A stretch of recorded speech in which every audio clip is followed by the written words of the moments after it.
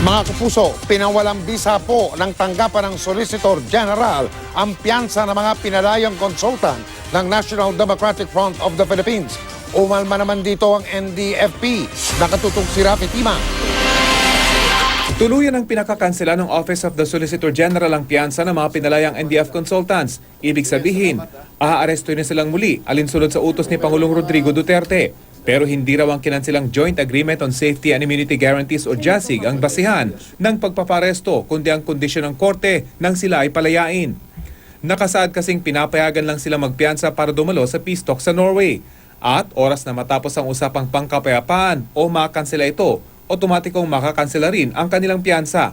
The basis why the bail for provisional liberty was cancelled is the order of the Supreme Court itself. Ang mga abogado ng mga NDFP consultants, pinag-aaralan na umano ang manifestation ng Office of the Solicitor General.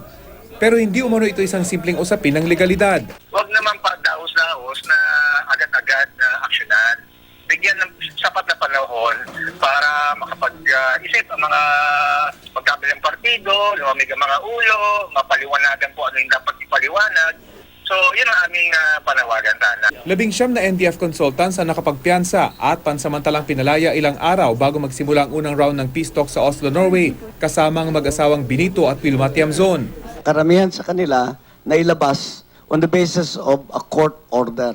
So you have to go back to court again to have those orders again taken back.